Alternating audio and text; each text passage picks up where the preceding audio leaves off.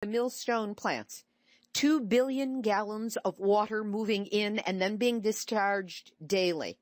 That's 3 times the volume of the water going over Niagara Falls every day. And it comes out 20 degrees warmer than when it was taken in. Many species of marine life have been declining in abundance in the Sound over the past 2 decades. And the situation at Millstone is not unique. In Vermont, the Vermont Yankee nuclear power plant has just been closed because of the issue of warm water discharged into the Connecticut River, damaging marine life. It's called thermal pollution. Thermal pollution and its impact on the Hudson River is a key issue in the ongoing battle regarding Entergy's 2 Indian Point nuclear power facilities just north of New York City. Internationally, in a truly Pyrrhic victory, the government of Fiji has announced the commencement of a process to disperse a one-off payment to veterans of the Christmas Islands nuclear tests known as Operation Grapple. The payment would be for medical assistance in recognition of the various ailments the veterans had suffered over the years since the tests took place between 1956 and 1958. Payments would be to the surviving veterans, followed by direct dependents. And how much would this munificent payment be? In United States dollars, $4,788 each. Wow, could you spare it? Then again, the British government, which exploded the bombs, has refused to pay any compensation. And veterans are known to have suffered ailments including leukemia and other blood disorders. And we're going to be putting 3 links to longer articles up on the website. The first is from Greenpeace, and it's on An American Chernobyl, Nuclear Near Misses at U.S. Reactors Since 1986. Some light bedtime reading. An article entitled, Dumping Radioactive Food from Japan on the World, Why the Trans-Pacific Partnership is a Pending Disaster. And an Australian article on the nuclear wars waged against First Nations people will also be linked on the website, nuclearhotseat.com, under this episode, number 189. We'll have our featured interview in just a moment, but first, good news. My ebook, Yes, I Glow in the Dark, 1 Mile from 3 Mile Island to Fukushima and Beyond, is in the process of being turned into a book. That's right, one of those physical things you hold in your hand that's made out of paper and smells good and has heft and weight and belongs on the shelf in a library. If you wish to purchase a copy of the ebook, that would certainly be welcome. And hopefully in the next few weeks, you'll be hearing how you can purchase a copy of the physical book. This is a real milestone for me, and I'm very excited to be getting it out into your hands. Details soon to follow. This week, I had both the honor and the pleasure of again interviewing Dr. Helen Caldicott. She is a pediatrician who has become one of the, if not the, leading anti-nuclear activist and author in the world. For more than 5 decades, she has led the fight against all aspects of the nuclear issue. She is the co-founder of Physicians for Social Responsibility, a nominee for the Nobel Peace Prize, and the 2003 winner of the Lannan Prize for Cultural Freedom. Her books include The New Nuclear Danger, War in Heaven, Nuclear Power is Not the Answer, and Loving This Planet.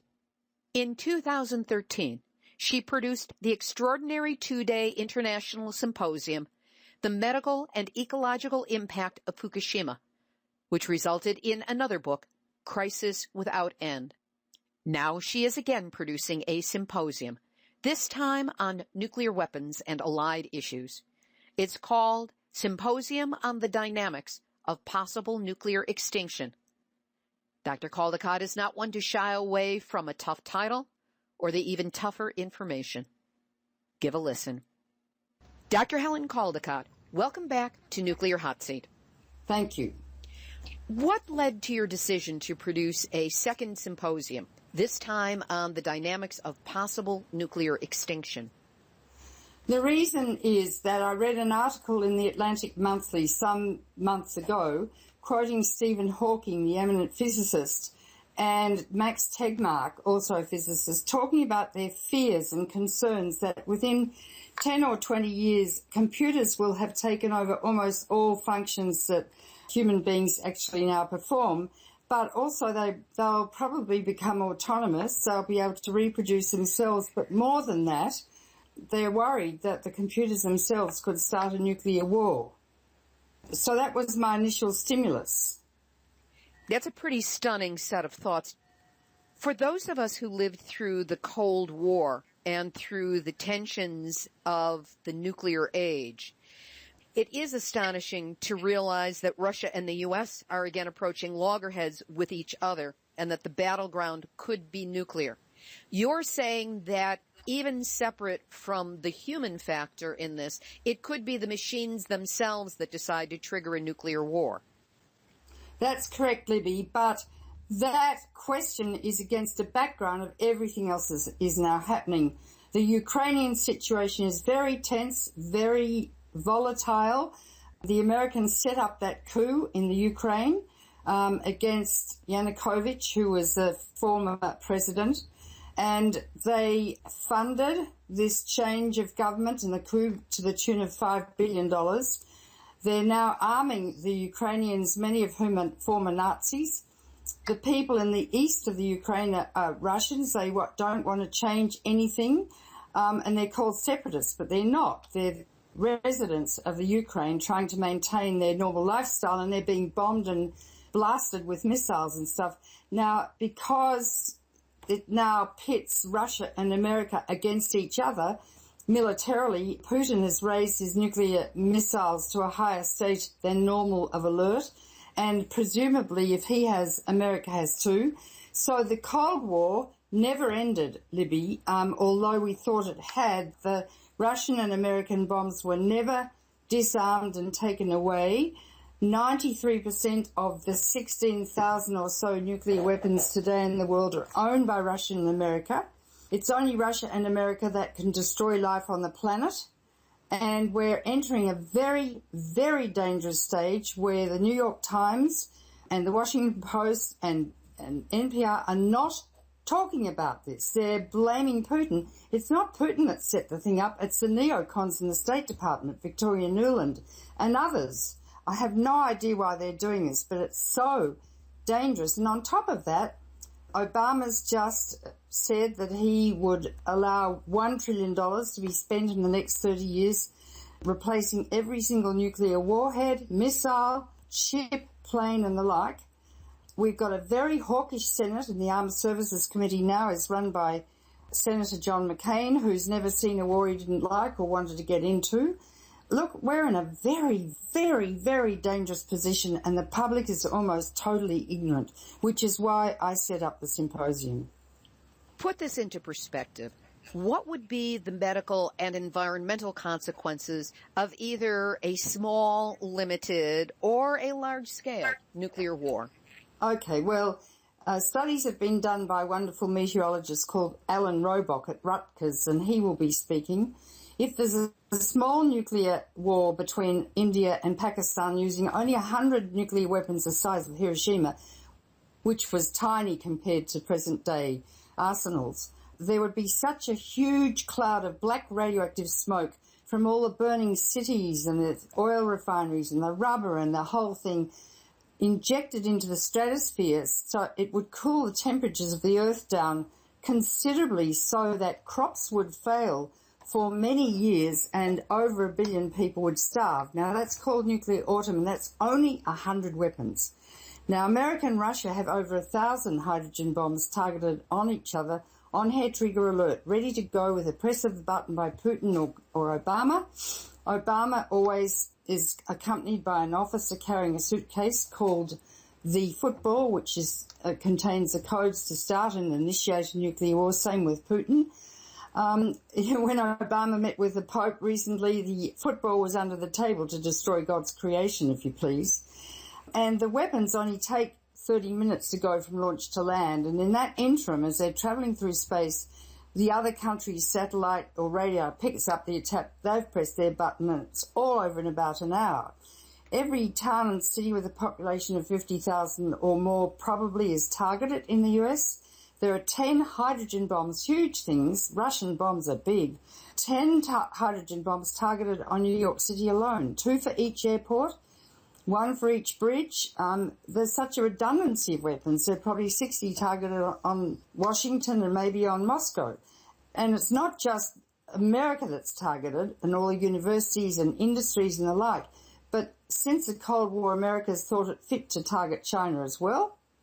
England, Europe, Canada, Australia, Japan, they're all targeted. So if this happened, and it could happen tonight, I have to tell you, then by accident, by design, by human error, and that's what the symposium will be about fundamentally, as all the cities burn ferociously, absolutely ferociously, such a cloud of toxic black smoke will be injected into the stratosphere from all over the world that it will literally block out the sun for up to 10 years, creating what's called nuclear winter and a short ice age, and everything and everyone will freeze to death in the dark. The ultraviolet light will be so intense that if you stayed outside for 5 minutes, if indeed you survive, which you wouldn't, you'll be blinded because the ozone will be totally destroyed. The fallout will be so intense that, well, they say if you are in a fallout shelter, but if you're in a fallout shelter, the fires will suck out all the oxygen in the shelter and you'll be asphyxiated. However, if you did survive, you can't come out for 6 months because the radiation will be so intense. What about food? Well, they said they'd send out the old people to collect food because they won't live long enough to get their cancers.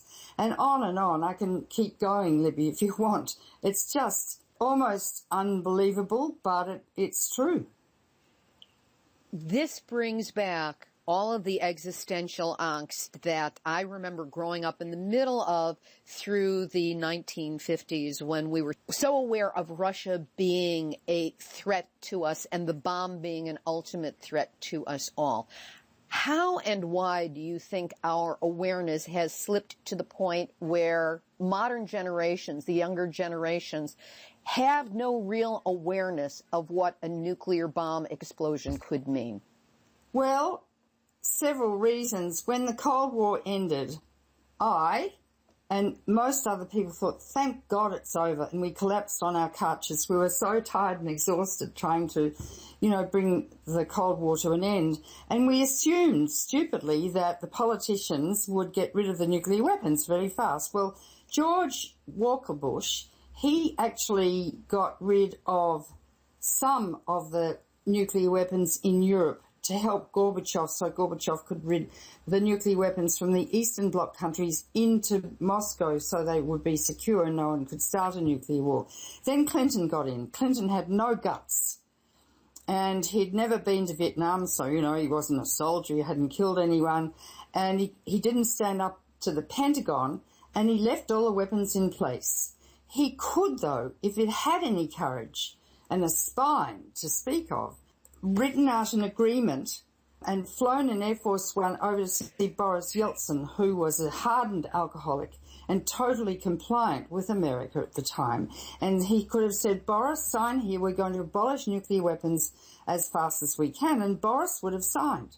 But Clinton was, I think, intimidated by the Pentagon, and he left all these weapons in place, and now Obama wants to upgrade them all and replace them all, for Christ's sake. And if we have a nuclear war tonight, it's all on Clinton's shoulders, I have to tell you. And, I worked so hard during the nuclear weapons freeze, kind of helping to lead that really second American revolution against nuclear war. And, one man can determine the fate of the earth. And I would say that's Clinton. And now all the gloves are off, and Russia's saying she'll upgrade all her nuclear arsenal. God help us, And the nuclear power industry is selling nuclear power reactors all over the world, which are bomb factories, because each of them make 500 pounds of plutonium a year, and you only need 10 pounds to make a bomb, and plutonium lasts for 500,000 years. So, you might have a stable government now that you sell a nuclear power plant to, but in 20 years you might get a raging dictator or a madman or woman who would start building bombs. So what America is doing and other countries is producing lateral proliferation of nuclear weapons, which destabilizes the so-called balance of terror between Russia and America. And, You know, on 9/11, when no one knew what the hell was going on, the Air Force, STRATCOM, put your missiles on the highest state of nuclear war alert. It went from DEFCON 5, 4, 3, 2. And 1 is press the button. Because no one knew what was happening, you see? Human fallibility, human anxiety. In the last year, there have been stories of U.S. nuclear launch personnel in the missile silos cheating on tests by texting each other answers, and also nuclear launch technology being based on computers so old that their floppy disks are literally floppy disks. How does this aging technology, how does the clear lack of honorable, skilled, reliable, and tested personnel impact our nuclear weapons safety? Well, it's terrifying. You see, the officers in the missile silos, there are 2 of them aged about 18 to 22, each armed with a pistol, one to shoot the other if one shows signs of deviant behaviour, so I guess the deviant one could shoot the normal one. In fact, they've worked out a method whereby one man can turn both locks even though they're 12 feet apart by tying a string on a key and turning both locks. Often the telephones don't work. You're right, they use floppy disks. They go to sleep on the job. They take drugs before they go down there because being in a missile silo isn't very sexy for the Air Force. You don't get promoted and get stars and stripes and ribbons on your chest by sitting there waiting to blow up the world. It's boring as anything. And I've met some of the girlfriends of these blokes, and some of them take drugs before they go down to do their jobs. Now, if that's bad, can you imagine what the Russians are up to? You know, we have no idea, but you'd have to assume that their people are also they're not up to scratch. I read in the 80s that many of the people in the Russian military are such alcoholics they drink the antifreeze out of their tanks, you know. So we're in a very, very deleterious, precipitous position, and no one knows about it. It's like we're all practicing psychic numbing, walking like lemmings towards the nuclear cliff of annihilation. In fact, it's the media that are determining the fate of the Earth. They're being quite wicked in America. The New York Times, the Washington Post, NPR, CNN, Fox, of course, are blaming Putin for the current situation in the Ukraine. And in fact, it's the State Department and the neocons in America who fostered the coup that got rid of Yanukovych and put in a puppet in the Ukraine. I can't remember his name now, Poroshenko. And there are a lot of ex-Nazis working with the Americans and Poroshenko. The people in the east of Ukraine are Russians, and they are called separatists and some other derogatory term. They're not. They just want to maintain their standard of living and live as they've always have. So what America is obviously doing, they've put a puppet into government in the Ukraine, provoking Putin, like sticking needles into him. Now, I think he's probably a bit paranoid, I'm not sure, but, you know, in medicine you don't provoke a paranoid patient or they're likely to do something really awful, in fact, maybe even kill you. So I can't understand the American media, but I do know that the New York Times promoted the invasion of George W. Bush into Iraq by publishing 5 front-page articles by Judith Miller saying that Hussein had weapons of mass destruction, and that was a lie. They conceded later that they shouldn't have done that, but they're partly responsible for the death of over 1 million people in Iraq. The media, if they don't tell the truth, and they go down the propaganda line as mouthpieces for neocons and really crazy people, I mean, people don't know. People don't know, and without knowing, then people can't act. And as President Jefferson once said, an informed democracy will behave in a responsible fashion, and I'm afraid this democracy in America, if indeed it is a democracy, is totally uninformed about this horrific situation. Yet, if you think there was a case of rabies in New York, that would be front-page headlines throughout the country. In the materials for the symposium, you talk about assessing the situation, the nuclear situation, from an anthropological perspective. What do you mean by that? Well, what causes men to kill? My next book's going to be called Why Men Kill and Why Women Let Them. What is this killing instinct? And if it's not abated and we don't put a stop to this psychological aberration that we have, we're going to destroy ourselves. I once asked Carl Sagan, who was quite a close friend of mine, if he thought there was any other life in the universe, and he paused for quite a long time, and then he said, no. And I said, why? And he said, because if any species had reached our stage of development, they would have destroyed themselves. The guys that rise to the top are often sociopaths. They're brilliant, charming, strategic, with no moral conscience. And I would say that, you know, a lot of people in the Pentagon and certainly in Boeing and Lockheed Martin and Raytheon would be the same. And so we allow people who are deranged, and I really mean that, to determine our fate and the fate of our children. Meanwhile, we all sit back, you know, eating our Pringles while watching Fox television. And our children, the truth is, they really don't have a future. And I speak as a paediatrician now, having taken the Hippocratic Oath and concerned for all the children of the world, their future, and their children and generations hence. This leads directly into a word that is used repeatedly in the materials for the symposium, and that is pathology. That you talk about the pathology of the military-industrial complex, and pathology is defined as the science or study of the origin, nature, and course of diseases. And, of course, pathological refers to the compulsive, the obsessive, the hardened, the confirmed. To your mind, what makes nuclear pathological? Well, it's obvious, Libby, really. That's quite a silly question in a way, because it will destroy life on Earth. You know, men could fight and kill until we developed nuclear weapons. And it was Einstein who said the splitting of the atom changed everything. Everything, all reality, save man, and I stress man, man's mode of thinking. Thus we drift towards unparalleled catastrophe. That's it, in a nutshell. Men still think the same way, that they can go out and kill each other and kill civilians and children and women. I mean, it's just obscene. I've spent my life trying to save lives as a doctor. How anyone can kill anyone else is absolutely beyond imagination for me. And unless we stop this mad instinct that is really upmost in many men's minds, I think, you know, the reptilian midbrain just operates as it always has, we're doomed, Libby. And unless the women rise up, and the women, we're really pathetic. We are. We stand back and let the men run the show. And it's time we took over. I mean, they've had their chance. And now we need to smack their bottoms and say, stand aside, we're taking over for our children's future. So you see an uprising of women as the best possible way to cure or at least derail this pathological obsession with and commitment to nuclear. Yeah, I think so, partly because 52% of the world's population are women. We have all the babies and we don't use our power. You know, so often I'll give a talk and everyone will come crowding around me and a man will say something and I'll say, look, that's a great idea. Why don't you run for Congress? And he says, sticks his chest out and says, yeah. And a woman will come up with a similarly good idea, and I'll say the same thing to her, and she said, who, me? And she literally steps back 3 paces.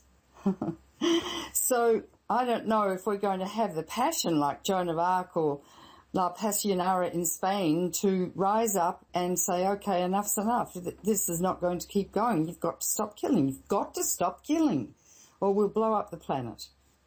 Changing focus just a little bit. On Saturday night,